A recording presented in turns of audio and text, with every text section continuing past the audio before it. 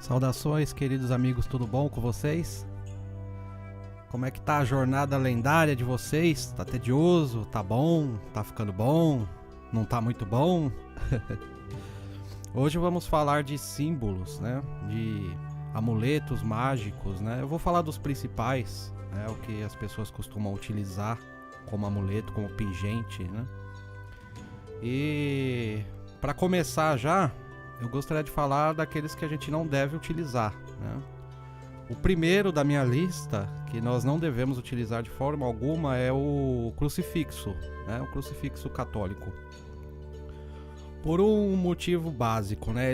Eles são duas linhas cruzadas, né? Então ele serve para bloquear energias. Ou seja, ele não tem frente nem verso, né? Ele é a cruz. Então você não pode colocar esse símbolo em você porque ele vai te bloquear. Ele tanto vai bloquear energias que vêm até você, como ele vai bloquear também a sua própria energia, né? E a gente vê, né, em algumas orações, em algumas coisas que eles fazem, né? Eu não vou fazer em mim, mas vou fazer do lado para vocês terem uma ideia, né? Aquela oração que faz na testa, faz na boca e faz no pescoço, né? Fechando essas entradas, né, e saídas, né, de energia, de força, né? Limitando a pessoa, né, bloqueando a pessoa. Não devemos utilizar crucifixos como amuleto. Ele é eficiente em bloquear, mas ele vai fazer também com você, né? Esse bloqueio. Ele não tem esse lado de frente, né? De bloquear só o que vem para ele. Ele bloqueia dos dois lados. Então é complicado, né? A gente vê muitos símbolos, as pessoas utilizando de muitos símbolos e às vezes elas não têm noção, né? E o problema de algumas religiões é isso, né? Coloca o símbolo, mas ela não explica o que é o símbolo, né? Você vê a história de Cristo, né? Cristo, quando esteve na cruz, ele foi bloqueado, né? Não é um símbolo de luz, não é um símbolo sagrado isso. É um símbolo de dor, né? É um símbolo no qual Cristo perdeu sua força, né? Ele esteve na cruz, ele perdeu sua força. Ele ressuscitou, ele venceu a cruz, né? Então você vê que a cruz não é um símbolo de se utilizar, né?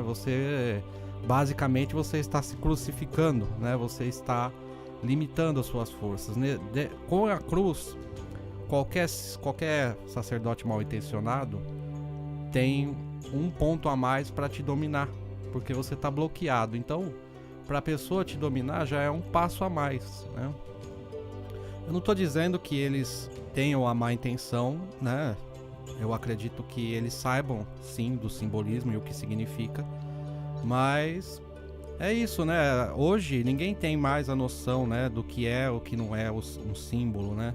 A pessoa vê a simbologia ali, Cristo foi crucificado aqui, então vamos usar, né, como símbolo de Cristo. Mas o símbolo de Cristo é a vida, não o crucifixo, né? O crucifixo, ele realmente é muito limitador, né, para as nossas forças. Não devemos de modo algum utilizar esse símbolo, né? Nem em nosso ambiente, porque a gente precisa que as energias se transmutem, que vão embora, né? Que venham e que vão, né? Precisamos aumentar as energias. E um crucifixo, ele atrapalha. Você vê pessoas que são muito devotas, né? Tem cruzes em casa. Pessoas sensitivas vão nesses ambientes e vê que são ambientes extremamente estagnados de energia, né?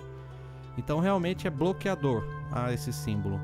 Então eu diria para vocês, deixa de fora da sua lista, né, de símbolos que vocês desejam usar. E se você utiliza, eu aconselho você a deixar de usar, tá? Você não vai deixar de amar menos Cristo se você deixar de usar uma cruz, tá? Você vai estar fazendo um bem para si próprio e para suas energias, tá? A cruz, ela ainda está ligada à cruz do zodíaco, né? Dos 12 signos, e a cruz cruzando, né, entre as 4 estações e os 12 signos, né? 4 de cada lado. E geralmente o centro ele é, como é que fala? Ele é representado por um círculo onde estaria Deus Sol, né? O Sol, né? Que rege todos esses signos, essas estrelas, nessas constelações. Então muitos falam, né, da cruz do zodíaco, né? Que é um símbolo pagão, né? Que a igreja adotou. E é de fato, né? Mas é um símbolo de estudo, né? As estações, os signos, as constelações, isso é um símbolo de estudo, não é um símbolo de uso. Você não vai utilizar a cruz, né, mesmo a zodiacal no seu corpo, por causa desse cruzamento, né? E os símbolos, eles têm muito a ver com a geometria sagrada, né? Então a gente tem que ter o cuidado, né? Para que serve e para que não serve. Não usar só porque achou bonito, né? As pessoas tendem a usar as coisas porque acha legal, acha bonitinho. E a gente tem que saber o sentido, né? Um outro símbolo que eu não aconselho de maneira alguma é o Enki, né? O Anki egípcio, né? A gente vê o Anki na mão do Sete, né? De Anubis, né? Que são deuses ou obscuros ou do submundo, dos mortos, né? Dos moribundos. E aquilo ali não é uma cruz, né? Aquilo é uma chave. Então aquilo ali é para abrir portais e dimensões. Aquilo é para você ter entrada a outros mundos, submundos.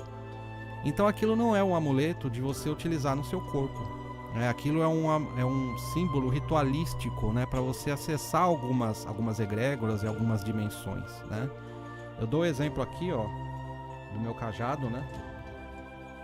Não sei se vai dar para ver, mas eu utilizo ele no meu cajado porque justamente o cajado ele não pode, né, tá limitado ao nosso plano físico. Ele precisa ter acesso a mundos, porque eu utilizo o cajado para fazer limpeza em pessoas, abrir caminhos, e outros tipos de rituais que eu necessito ter acesso a certas dimensões, certas energias, né? Então, para esse tipo de aplicação é válido, mas você precisa ter um certo preparo, né? Você vai estar lidando com forças que são totalmente diferentes das nossas. Então não adianta a pessoa, achei linda essa cruz, vou usar, porque ela pode estar atraindo ou abrindo caminhos, espaços para energias não tão boas, né, virem até ela. Então esqueça a ideia de que isso é uma cruz, porque isso nunca foi uma cruz, né? A gente está acostumado a ver a cruz católica e olha o Enki, imagina que é uma cruz, mas não é uma cruz, isso é uma chave. Tanto é que eles seguram pela parte de cima, né, ali com a mão, que é para justamente usar como chave, né? E você vê, né, que nem se tinha ideia, a base de ideia de chave na época, né, dos egípcios. É muito interessante eles terem um símbolo como uma chave, né, de abrir portas. É muito interessante, né? Você vê que tem mais coisa aí do que o que a gente imagina, né? Mas esqueça esse símbolo como sendo um amuleto de utilização. Eu já vi pessoas fazerem tatuagens, né, com essa cruz, com essa chave, e é meio complicado, tá? A pessoa faz sem aquele conhecimento necessário, né? Eu particularmente jamais faria uma tatuagem de um Enki no meu corpo, né? Você utiliza ele em instrumentos, né, que tem a necessidade de acessar outras dimensões, né? Fora isso, você não vai utilizar o Enki para mais nada, ele é uma chave, tá bom? Um símbolo que eu acho muito válido de se utilizar é o pentagrama, né? São 5 pontas que representam o nosso corpo, né? Se você ver, nós temos as 5 extremidades, né, como pentagrama. E o pentagrama ele está ligado a terra, fogo, água, ar e espírito, né? Então veja você que é um símbolo que ele tenta resgatar esse equilíbrio para você. Então um dos símbolos mais poderosos que eu diria de se utilizar, por mais que os religiosos não concordem, é o pentagrama, né? Mas não um pentagrama invertido. O pentagrama invertido, ele está ligado a energias densas, né? Magia densa. E é um símbolo muito recente, se você parar para pensar, porque as pessoas tendem a colocar o formato do bode, né, no pentagrama invertido e falar que é um símbolo do mal, né?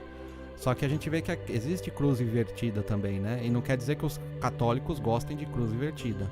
O mesmo eu digo para o pentagrama. Essa inversão do pentagrama é uma coisa muito recente, né? Se você parar para pensar, tem que vir com seres, né, que são taxados como demoníacos pela maioria. E aí se criou, né, essa inversão do pentagrama. Então é um conceito muito recente. O pentagrama no formato normal, com a ponta para cima, é o natural de se usar, né? Você vê que fica no formato de um ser humano e fica também com os 4 elementos embaixo com o espírito em cima. Então o pentagrama é um símbolo de proteção, é um símbolo de equilíbrio, e esse símbolo ele não te bloqueia como o crucifixo, tá? Esse símbolo ele te expande, ele te joga para as extremidades. Então, o meu conselho para quem está começando na magia ou gosta dos símbolos, mesmo que quem goste apenas de um pingente, mas não queira, use o pentagrama. O pentagrama, além de lindo, porque é uma estrela, é um símbolo maravilhoso, né? Bonito, geralmente em joias, fica lindo. Ele é um símbolo que tem um poder muito grande, tá? Tanto para te proteger como para te equilibrar, espantar e expulsar energias nocivas e deixar que seu corpo também se expanda, né? Ele não tem bloqueios para você, tá? Um outro símbolo bastante interessante é o que eu chamo de Magus Magen, né? Ou selo de Salomão, né? 2 triângulos, né? Um para cima, um para baixo, né? Que demonstra que aquilo que está em cima é como que está embaixo, né? Esse equilíbrio e essa igualdade, dualidade perfeita, né? Então é um símbolo muito bom de se usar também. Ele não tem essa polaridade negativa, né? Essa inversão. Ele é igual, conforme você gira ele, você vê que ele não tem esse lado inverso. Então ele é um símbolo universal, é um símbolo que liga o masculino com o feminino, né? A energia do triângulo para cima e para baixo, né? Então ele equilibra isso em você, o masculino com o feminino. E também dentro da magia de Salomão, ele é feito para acessar seres, né? Você escraviza seres com essa estrela. Só que se você não lida com a magia de Salomão, não há problema de você utilizar o símbolo. É um símbolo de equilíbrio, de proteção e um símbolo de expansão, porque ele joga também para as extremidades, né? É muito bom o símbolo, eu diria. Existe o Trisclo, né? Celta, o Triscle, triqueta, que o pessoal chama, que geralmente é representado por 3 espirais ligadas ao centro, né? Esse símbolo, eu diria que esse símbolo é um dos melhores para você usar como expansão. Em vez de usar aquela cruz na testa, na boca, naquela oração católica, faça a espiral, sabe? Você vai estar pegando a sua energia e expandindo ela, aumentando ela. Então é um símbolo poderosíssimo de você utilizar como um pingente. Ele não tem polo negativo, você pode jogar ele para qualquer lado, usar para qualquer direção.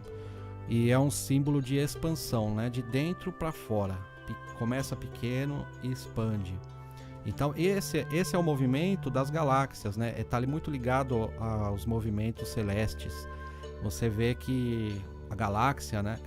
Ela tem aquele ponto central e as espirais saem dela, né?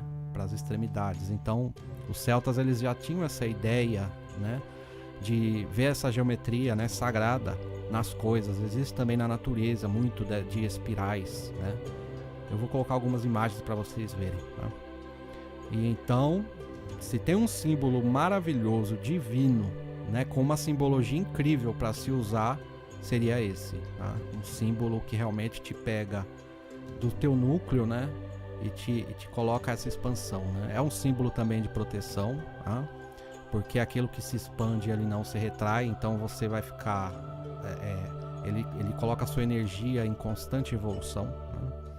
E não há bloqueios, né? Não há cruzes, né? Assim, centradas, né? Que bloqueiem a sua energia, tanto boas que venham, né? Como suas boas que vão, não há bloqueio. Assim como o crucifixo, ele bloqueia energias boas e ruins, tá? Não é só negativo, ele é uma cruz ali, né? Ele tem aquele cruzamento, então ele te bloqueia completamente. Se você fizer na sua testa, né, nós costumamos falar que a nossa visão, né, espiritual, ela começa pelo terceiro olho, da pineal pro terceiro olho. Você faz uma cruz ali, você está fechando essa espiritualidade sua, tá? Assim como se você faz na boca, você está bloqueando o dom da palavra, né? E se você faz na garganta também, no peito, né, você está bloqueando energias importantíssimas do seu corpo, tá?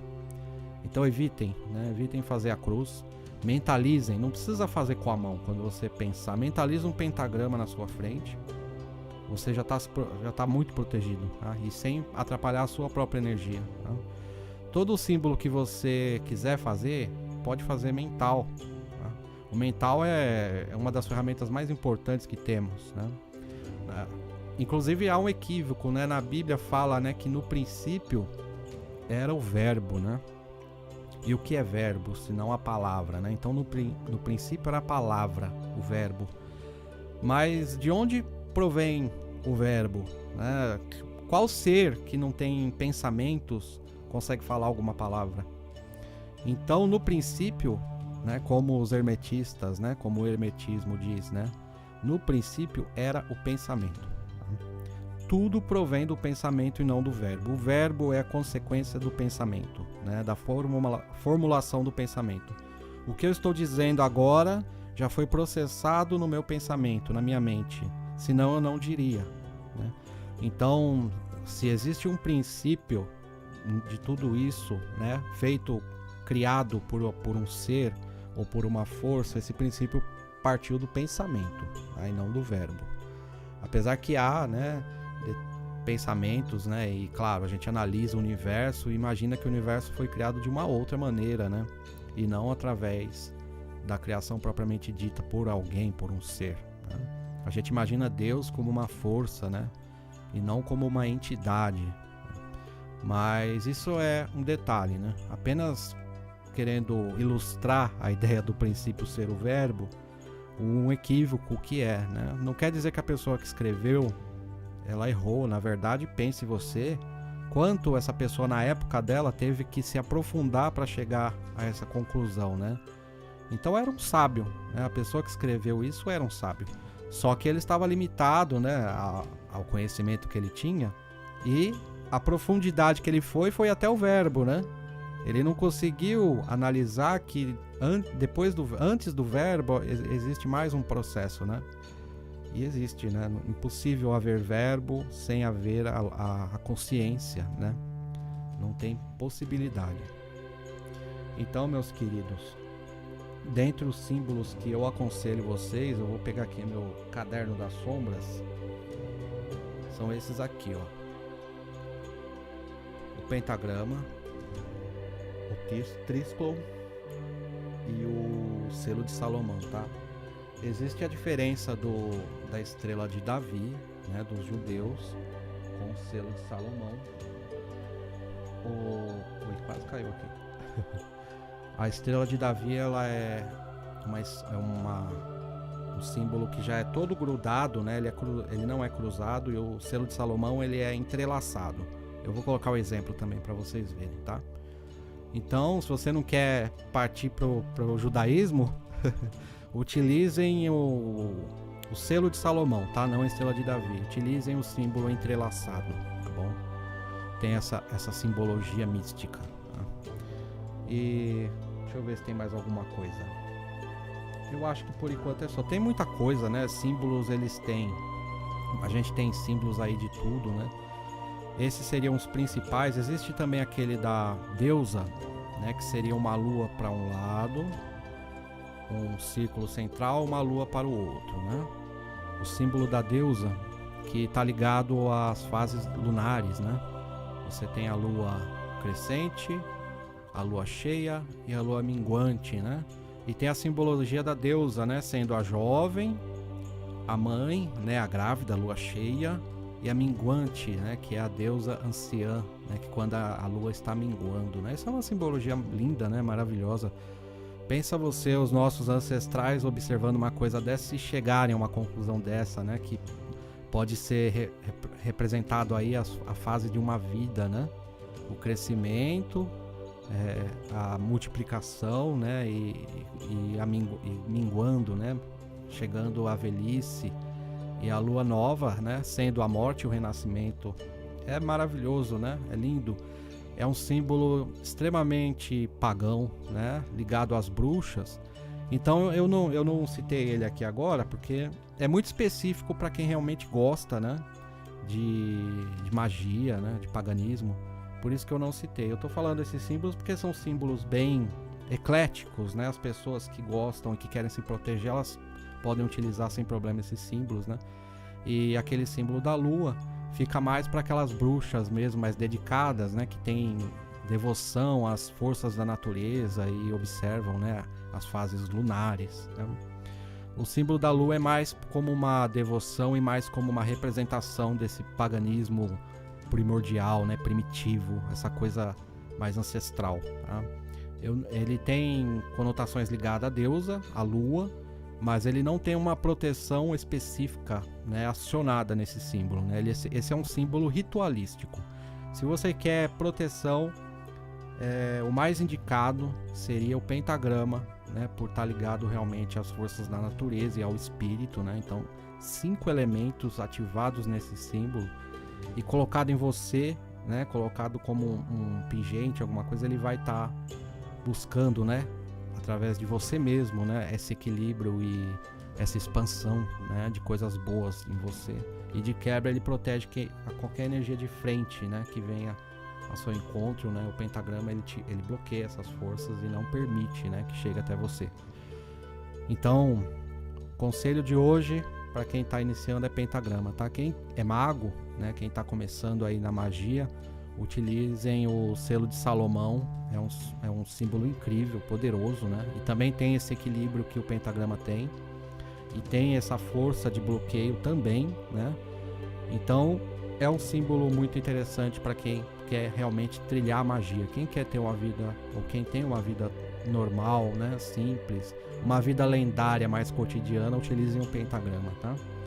E o trísclo, né? Das espirais, pode usar como pingente para expansão e utilizem também como técnica de expansão dessas forças, né? Utilizar na testa, ao invés de usar a cruz, utilizem as espirais, tá? As espirais elas são poderosíssimas como instrumentos de expansão, tá? Sobre a cruz, realmente a cruz ela é negativa em qualquer aspecto, tá? De uso, né? Você pode usar cruzes para bloqueio momentâneo ali, né? Que nem quando o padre faz um exorcismo, né? Ele impõe a cruz, aí pode servir, tá?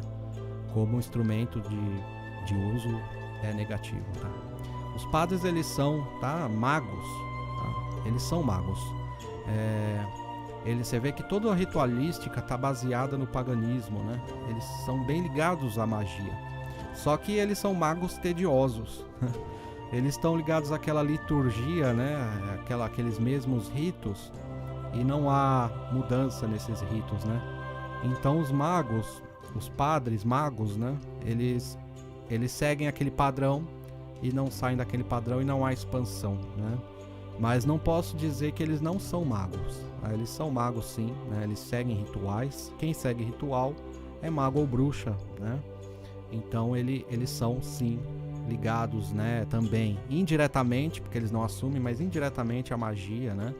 Usam cruzes, usam símbolos, fazem batismos, casamento, escutam pessoas, né? Através quando as pessoas vão lá confessar, né? Eles dão conselhos, né? Então eles são magos, né? Mas são magos ligados ao tédio, né, da liturgia, e são magos que não explicam as coisas para as pessoas, né? Os símbolos, para que serve, para que não serve. Então é uma doutrina um pouco fechada, né? Eles não passam. Você pode ficar 30 anos na igreja e você não vai saber um mistério da boca de um padre, tá? Então esse é um grande problema, né, dessa doutrina. É uma doutrina que realmente estagna as pessoas, né? Os pastores não são magos, nunca foram e nunca serão, né? Porque os pastores, eles têm aquela coisa de exclusão, né? E o mago, ele deve incluir, ele não deve excluir. Ele deve buscar expansão e buscar entender as coisas, né? E os pastores, eles costumam ser bem fechados, né? Bem preconceituosos mesmo, né? E não se utilizam muito de rituais legítimos, né? Na verdade, o protestantismo ele está muito ligado ao protesto, né? Então, o ritual de um pastor é realmente bem enfraquecido, né? Pela falta de espiritualidade mesmo, né? Não há poderes mágicos, né, na mão de um pastor. Eu já estive em várias igrejas, né, para sentir a energia do local e ver como é que eles trabalham. Até para poder ter uma base, a gente precisa conhecer, né? E eu realmente não tive, né, esse encontro espiritual, né? Eu vi que ele é bom de palavras, né? Fala muito bem, ele envolve muito bem as pessoas, mas não há espiritualidade ativa, tá? Então eles não são magos. Os padres, eles são por seguirem liturgias e rituais, né? Então eles são, mas como eu disse, né, são magos extremamente tediosos, tá? A igreja ela é muito estagnada e não há muito o que ser feito, né? Isso mesmo e pronto. Eles vão evoluir no tempo deles, né? Então a melhor busca, né, para essa nossa jornada lendária, né, de começar pequeno e terminar uma história e ter orgulho dessa história, é a gente trilhar, né? A gente trilhar. E nessa trilha a gente aprende muito mais, né? Porque a gente vai buscar ferramentas, né? Tudo isso que eu mostrei, que eu falei, são instrumentos, né? Haverá um dia que estaremos tão evoluídos que todos esses instrumentos serão lendas, né? Serão lendárias, porque não serão mais necessárias. Estaremos tão evoluídos espiritualmente, mentalmente e evoluídos em todos os aspectos que os símbolos serão traçados apenas mentalmente, sabe? Nós não precisaremos mais de rituais, por exemplo, precisaremos apenas pensar, né? Então chegaremos a esse momento, né? Mas por hora, os rituais, os símbolos, eles nos auxiliam muito, sim, né? Eles colocam a gente naquela frequência espiritual. Às vezes eu estou com pensamento em outras coisas, quando eu olho o pentagrama, aquilo já me coloca no centro de novo. Eu penso melhor, eu já começo a pensar espiritual de novo. Então, querendo ou não, os símbolos nos auxiliam muito, né?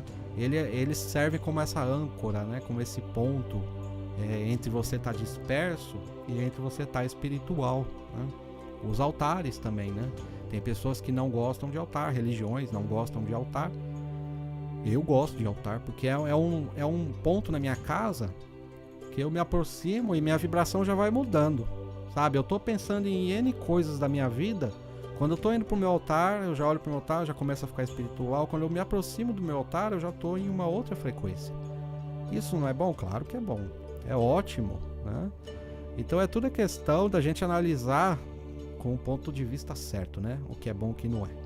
Sobre os símbolos é isso, né? Evitem o Enki, evitem o crucifixo. Há outros, muitos outros. Vou até passar alguns agora para vocês darem uma olhada. Outros, né, que eu já devo ter mostrado alguns, mas a gente vai trazendo, né, conforme vocês quiserem saber também. Se tiverem dúvidas, podem perguntar. Se houver algum tema que vocês queiram, também podem falar. Se eu tiver conhecimento, eu trago. Se eu não tiver informações a respeito, eu pesquiso e trago, enfim, tá bom? Bom, pessoal, eu encerro aqui, viu? Muita luz para vocês, tudo de melhor na vida de vocês. E até a próxima.